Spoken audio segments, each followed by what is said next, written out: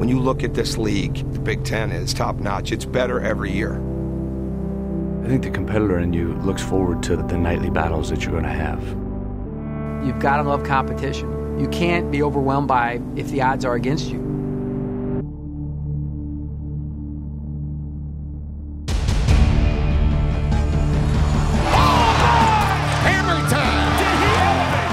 It's incredible the number of teams we have that are so strong. Physicality is second to none. I don't care how highly our teams are ranked. This will be the toughest that it's been in quite a while. You look at your schedule and say, where are we going to win a game? And a 360! Alley-oop! Oh my goodness! And he will stuff it down! You just sort of strap it on and here you go.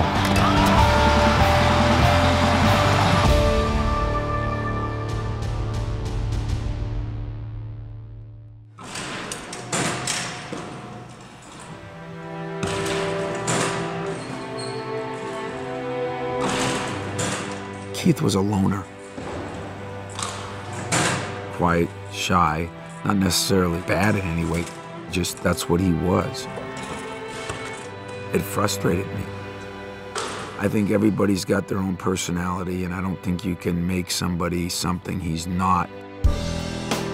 But if it's hurting his chances to further himself, then he better make some adjustments. Last year, Draymond was pretty much the voice of our team, and I was able to hide behind him. But, you know, by him being gone, I knew I had to, you know, change my personality. Those type of things doesn't just happen overnight.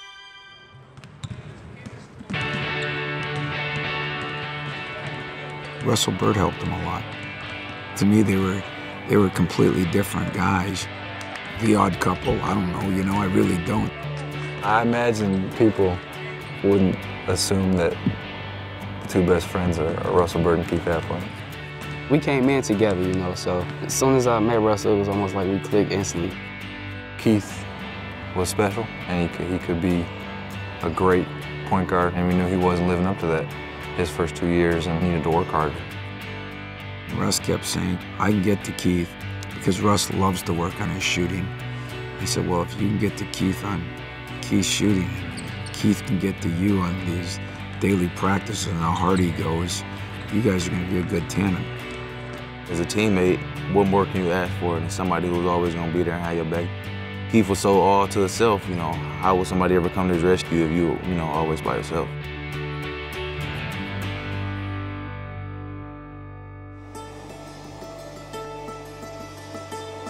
This is my 5th head coaching job, and they've all been startups, so to speak.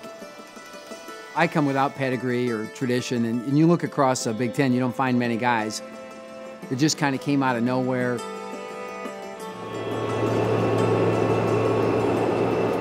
When conference realignment was just blowing up here, not so long ago, by the way, I thought if Nebraska makes it a Big Ten, that is a heck of a Big Ten basketball job, and it happened. I think the first thing you see is it can be done here.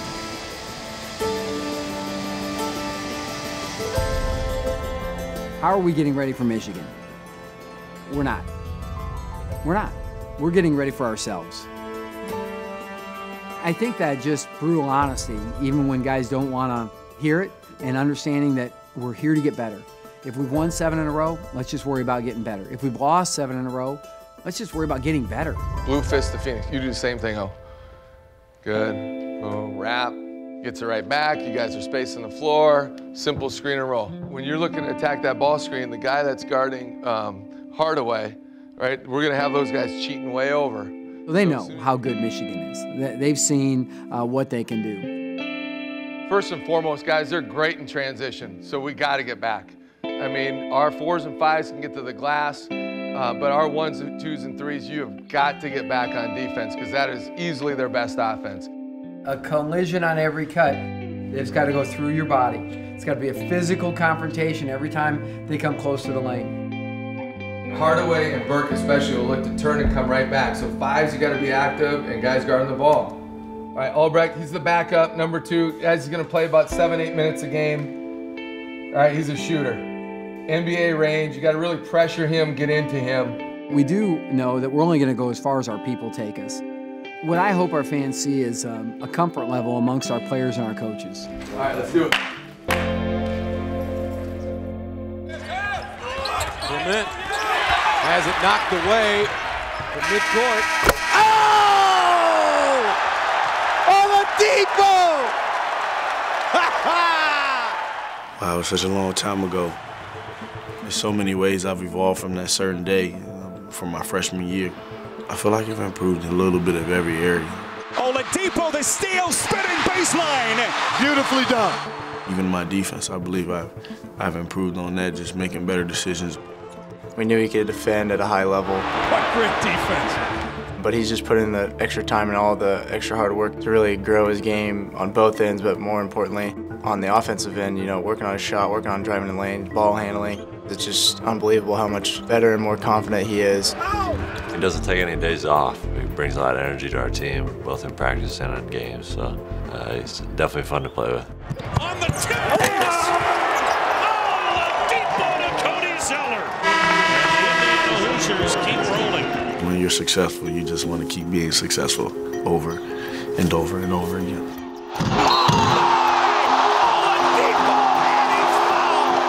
What drives me as a player, one key thing is not letting my teammates down.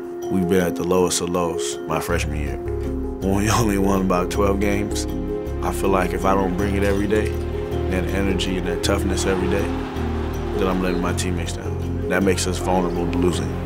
At the end of the day, we all just want to win.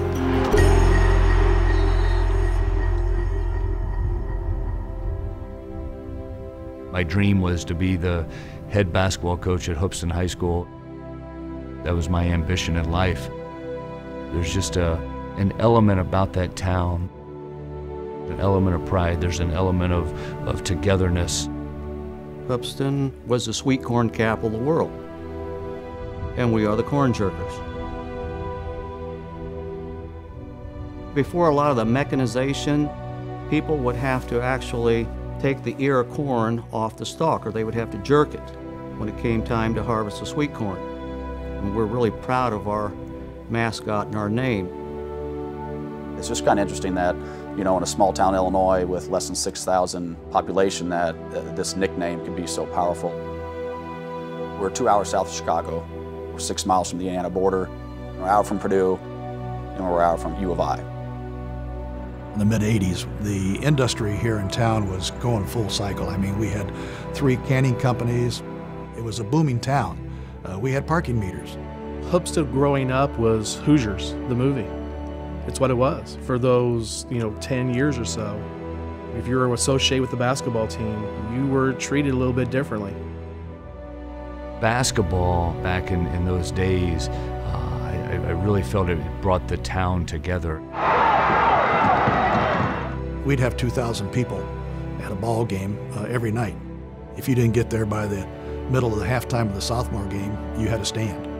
That was something that town had in the winter months outside of the farming in the spring and summer that everybody kind of rallied behind, and it was amazing as a player and being on some great teams that I was there. We won the Super Sectional then in March of '84, and that was just a great feeling. We finally made it to the Assembly Hall. As a high school coach, that was your dream, to make it to the Assembly Hall.